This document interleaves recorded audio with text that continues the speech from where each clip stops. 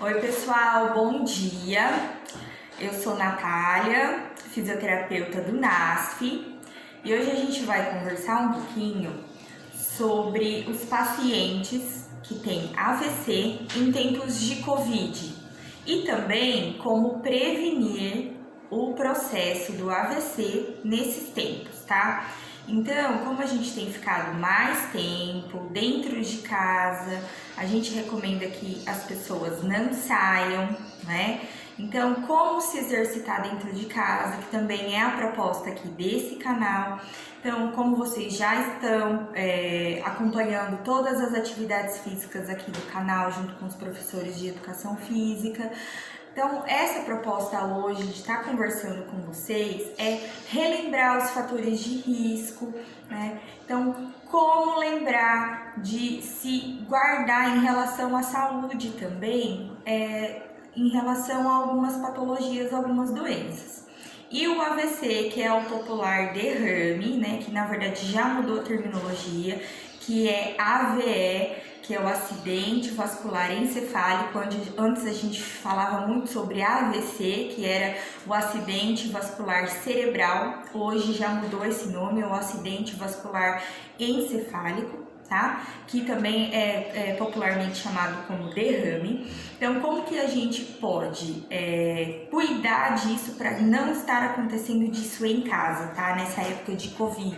Então, relembrando os fatores de risco, né? Então, fazer a atividade física em casa. Então, continuem acompanhando aqui no canal todas as atividades físicas feitas pelos professores de educação física. Não percam essas aulas, elas são extremamente preciosas. Compartilhem essas aulas, façam regularmente em casa, tá? E vamos seguir também essas dicas que eu vou passar agora. Então, manter a pressão arterial em níveis pressóricos bons. Então, antes a gente estava vindo sempre fazer um mapinha aqui no postinho, né? Então, agora, muitas vezes, alguns pacientes não estão vindo sempre, regularmente, fazer essa medição aqui na unidade, porque muitos são fatores de risco. Então, a gente está tendo agora o telemonitoramento dessa pressão. Como está funcionando isso? O pessoal está ligando, né, para ver como está funcionando esse monitoramento, como que vocês estão em casa, né, tanto os pacientes de Covid quanto os outros pacientes das outras patologias também. Então, tentem monitorar essa pressão em casa com os aparelhinhos que vocês têm. Caso isso não seja possível, caso vocês não tenham essa aparelhagem em casa, conversem com as enfermeiras das unidades de vocês por telefone, e aí vocês vão organizar esses horários, tá? Para virem medir, né, aferir essa pressão de vocês aqui na unidade. Isso é muito importante, não deixem de aferir a pressão de vocês para que vocês continuem mantendo os níveis pressóricos certinhos de vocês, para que não elevem demais a pressão de vocês e vocês mantenham certinho os mapas pressóricos, para que não elevem demais e vocês venham ter algum probleminha de pressão lá na frente, tá? Evitar ou tentar diminuir o máximo possível de álcool e cigarro nessa época. Então, o que acontece? Como a gente tem ficado muito tempo dentro de casa, né? A gente tem feito muitas atividades dentro de casa, a gente tem feito muitas coisas dentro de casa, junto com a família.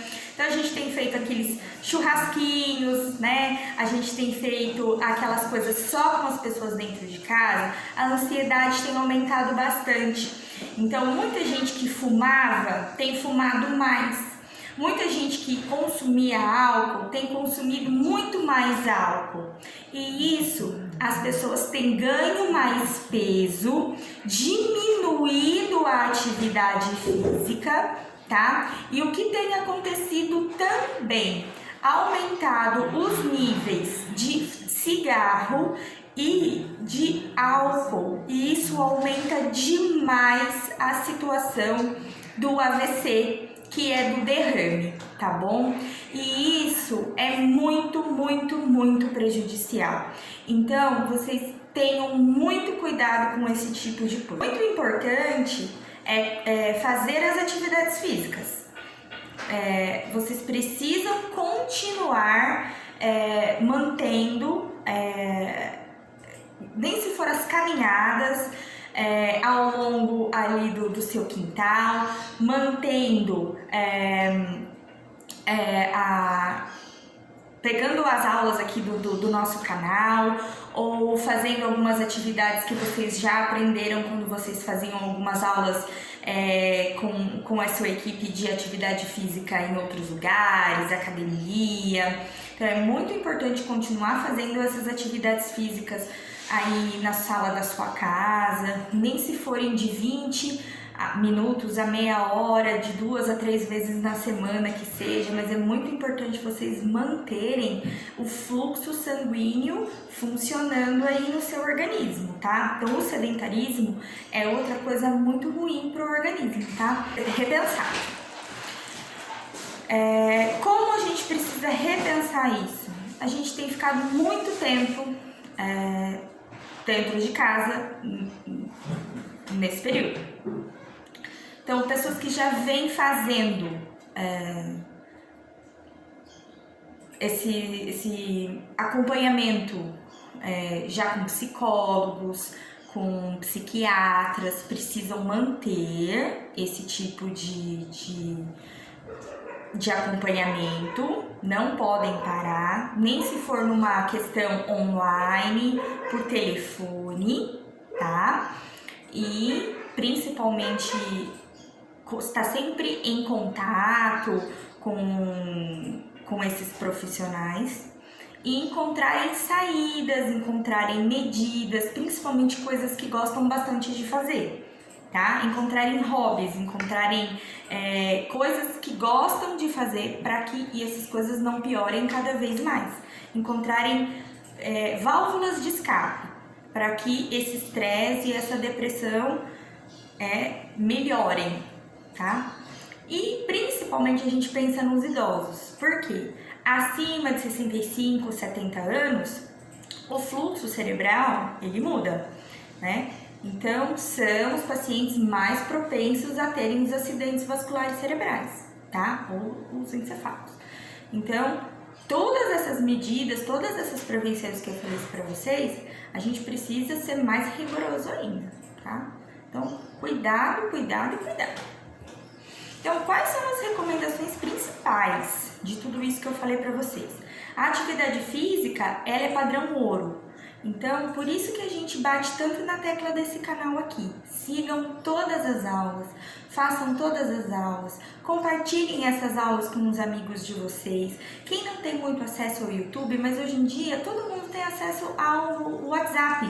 Mandem essas aulas pelo WhatsApp para as amigas aí dos grupos da igreja, né? Os grupos de família. Mandem essas aulas para as pessoas aí, para as tias, para as cunhadas. Mandem para todo mundo e falam, vamos fazer essas aulas aí e vamos prevenir, né? O sedentarismo, vamos prevenir as varizes das pernas, vamos prevenir as dores de coluna. Tudo isso é extremamente benéfico, e principalmente falou que é derrame, falou que é dor de coluna, falou que é dor de ombro, todo mundo tá afim de melhorar, né? Então, espalhem essa ideia positiva, né? É um fator protetor contra todas as doenças neurológicas, né? As doenças cardíacas, as doenças principalmente lombares, né? Como a gente tem dor de coluna hoje em dia, então melhora muito. A gente precisa mudar essa ideia de médico, remédio e exame. Isso já passou. É claro que a consulta médica ela é muito importante para que a gente tenha o diagnóstico do que a gente precisa.